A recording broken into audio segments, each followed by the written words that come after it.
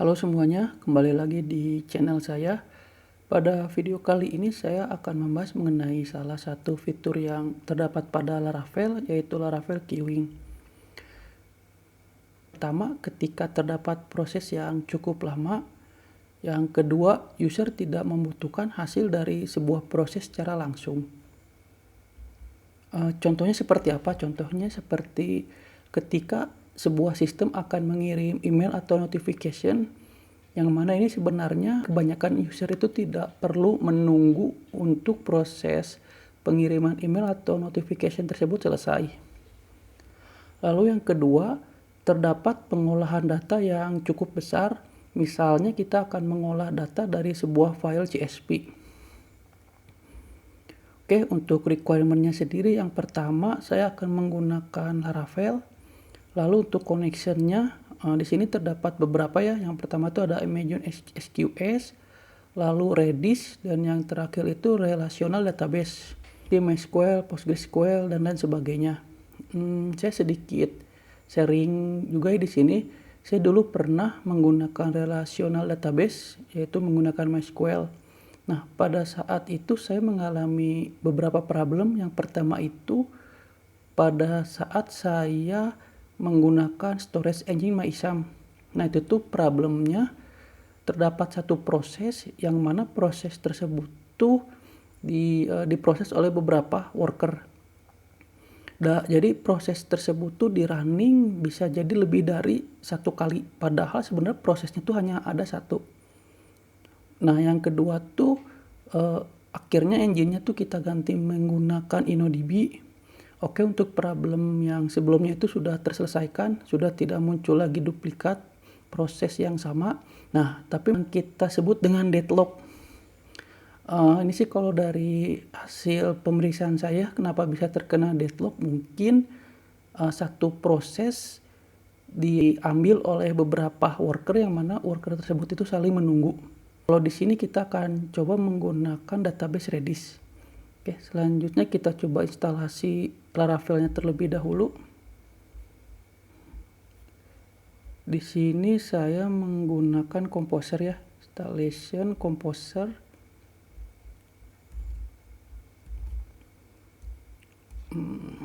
Laravel Queuing ya.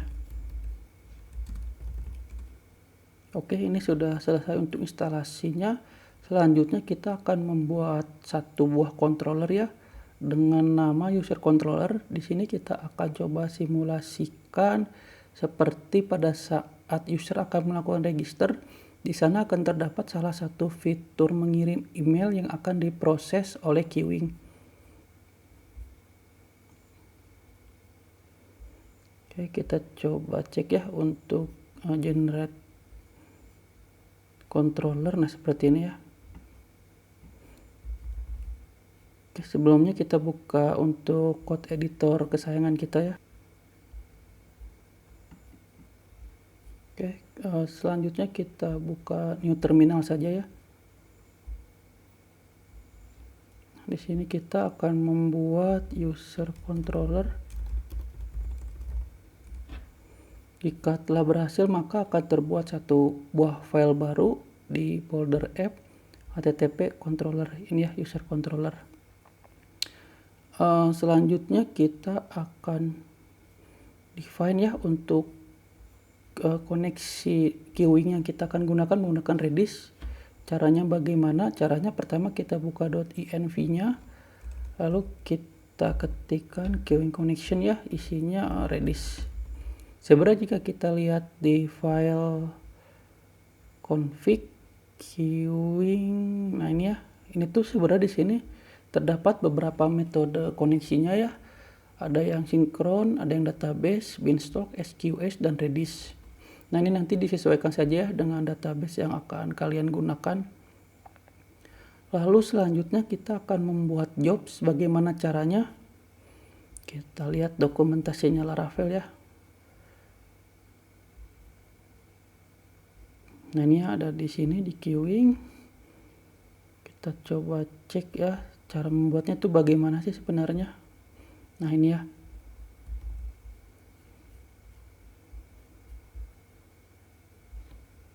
Nah, di sini kita beri nama job misalnya proses email. Oke, berhasil. Jika sudah berhasil, dia akan berada di folder app jobs ini ya, proses email. Nah, kurang lebih seperti ini. Selanjutnya kita akan membuat satu buah fungsi baru dengan nama create public function create. Nah, seperti ini ya, variabel baru ya, protected $data. Di sininya kita construct data, di sininya this data sama dengan $data. Lalu di handle tuh berarti di sini queuing akan mengeksekut sebuah job. Di sini kita masukkan saja loginfo this data seperti ini. Ini untuk lognya kita import dulu ya, jangan lupa. Oke, lalu di user controller asumsinya di sini kita akan coba panggil sebuah job ya, job yang proses email ini. Caranya bagaimana sih? Caranya yang pertama kita panggil dulu ya dengan cara proses email dispatch ya. Nah, ini dispatch. Nah, ini data apa yang ingin kita kirim? Contohnya kita akan mengirim ini merupakan, nah kurang lebih sepertinya untuk kita memanggil queuing proses email dispatch, isinya itu apa parameternya. Selanjutnya kita coba buat routingnya di API. Ini kita hapus saja, kita ganti misal get seperti ini ya, user. Sini kita menggunakan user controller class, lalu di sini create ya. Oke, kita coba running ya untuk aplikasinya. Oke, kita buka Postman.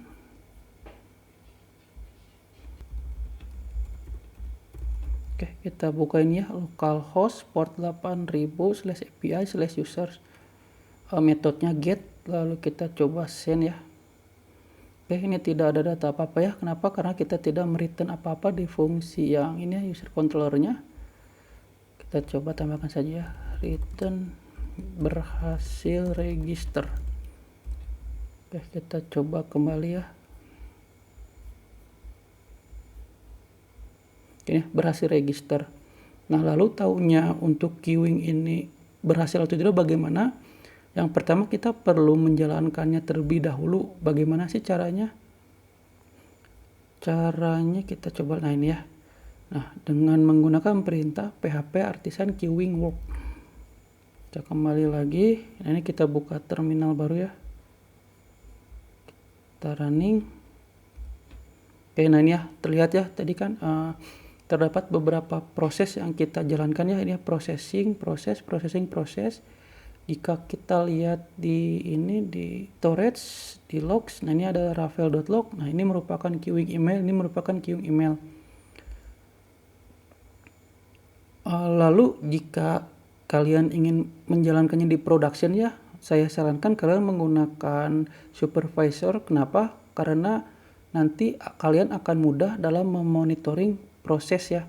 Jadi tidak disarankan jika kalian menggunakan perintah ini secara langsung. Nah, sebenarnya di queuing ini tuh ada beberapa yang bisa kita custom ya. Contohnya seperti kita bisa memberikan delay pada queuing ini. Contohnya ya, jika kita lihat, kita tambahkan saja seperti ini ya. Delay, lalu ininya now at second 5. Nah, ini maksudnya apa sih? Maksudnya nanti kita akan men-set bahwa queuing ini akan dijalankan setelah 5 detik. Kita coba ya.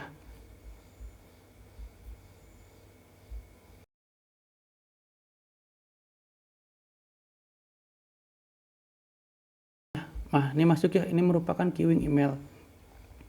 Lalu selain itu kita dapat melakukan set untuk queuing ini akan di try berapa kali. Kita mengset dari PHP Artisan Queuing Work ini, jika kita lihat di dokumentasinya ya. Nah ini ya, kita dapat menjalankan menggunakan metode ini, atau kita dapat mendefine-nya di job. Contohnya seperti ini. Ini jika kita coba cek ya di proses email, kita tambahkan di sini ya. Nah, ini maksudnya apa? Maksudnya kita akan mencoba queuing ini sebanyak 5 kali jika gagal ya. Nah, selanjutnya di sini tuh sebenarnya kita dapat mengcustom juga ya. Contohnya seperti timeout. Nah, ini. Jadi jika proses work-nya terlalu lama, kita dapat di set ya, maksimalnya misal 30 detik. Kurang lebih seperti itu ya untuk basic cara penggunaan queuing di Laravel. Selanjutnya kalian bisa baca-baca dokumentasi di website Laravel ini. Ini saya rasa sudah sangat cukup lengkap. Mungkin nanti di nextnya saya akan coba jelaskan masing-masing fitur di queuing ini secara lebih detail. Sekian video dari saya, sampai berjumpa di video-video selanjutnya. Dan jangan lupa jika kalian mengalami kendala, silakan komentar di bawah ini. Terima kasih.